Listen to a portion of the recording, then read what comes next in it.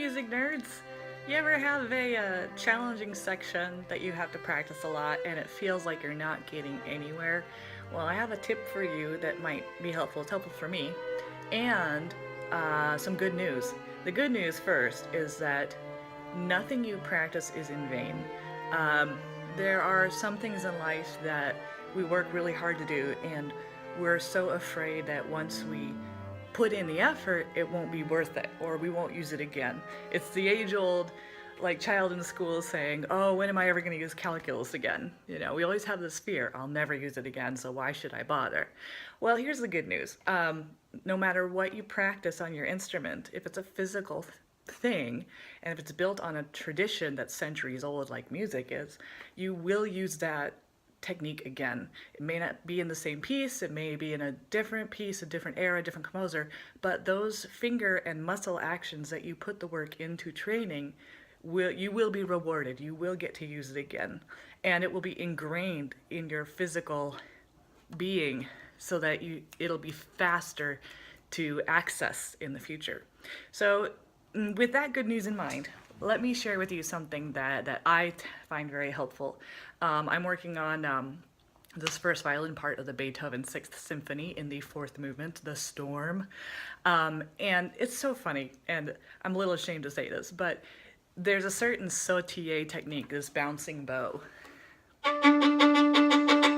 that at certain tempos, I've always had trouble with. I have a hard time putting in the patience to really nail down a fast sautille. Now, a mechanical spiccato,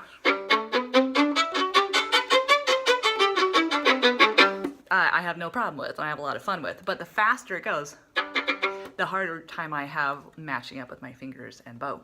So let's use this as an example for solid practice technique that works. And again, it's super frustrating for our human nature, especially our modern nature of always being in a hurry, wanting it now. But I promise, if you put in the work, you'll have it. You'll have it for all the future techniques you need it for. Here's what that passage looks like.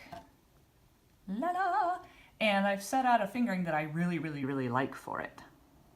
But now let me show you how I'm going to work on the bowing. So this bowing pattern, again, the fingering is not a problem.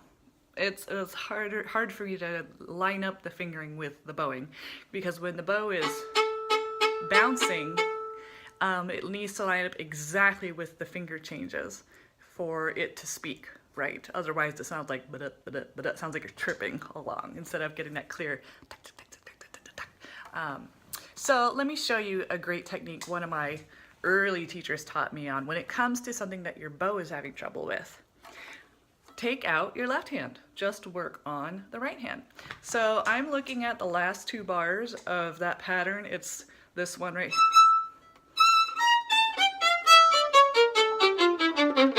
See, but I want to get it right. So check this out. I have worked out what would the open strings be. In other words, what is the bow doing that I only have to worry about the bow and not my left hand. And for those two measures, it would be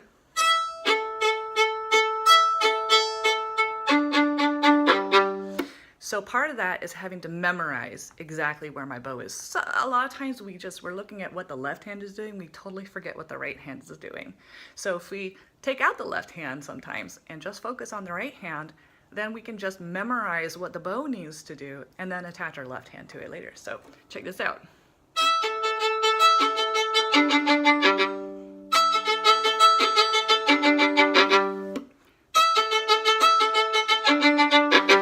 So see, what I'm finding is the bow, of course, it depends on several factors. A sautille depends on several factors.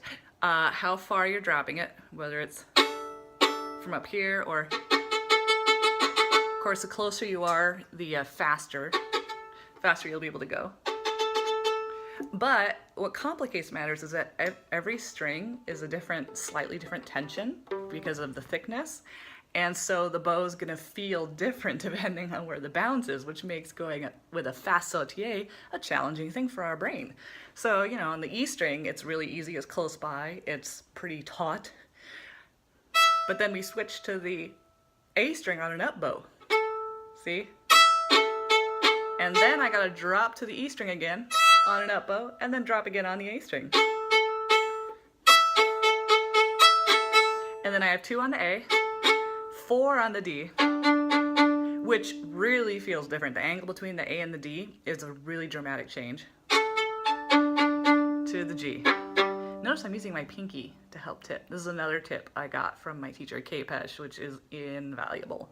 So. And of course, in all that, you gotta watch your positioning. I find myself oftentimes leaning forward, panicking, concentrating on what the notes are. And as you lean forward, guess what? Now you have to fight gravity at an even worse angle. So it's helpful to sit up straight and take a deep breath and then try the passage. Now, I haven't tried it with the fingers yet. Let's see what happens. Ah.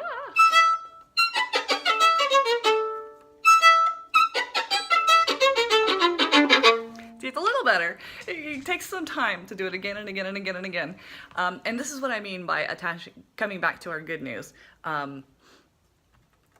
I am going to be doing that same 2 bars, both with and without my fingers, again and again and again.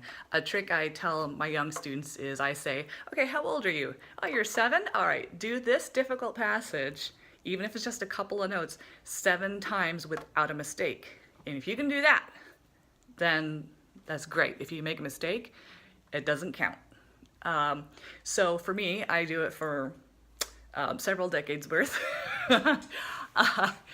And I've tried it for other pieces too, like for example, Flight of the Bumblebee. I had to learn that part and get it up to tempo, and I did that trick for just 1 bar of music for that many times perfectly, and it took me a good solid couple of hours on 1 measure. But I could play that measure forever and ever, and measures like it, patterns like it, were ingrained in my fingers. So I hope this helps you. Don't be afraid to invest a couple of hours on 1 or 2 bars of music, because you will be able to carry that forward into your future pieces. So good luck and have fun practicing. Stay courageous, you'll get it.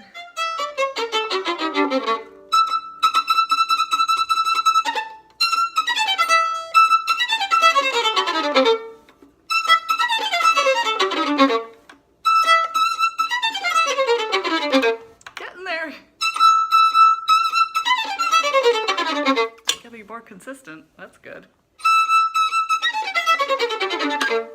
Yeah.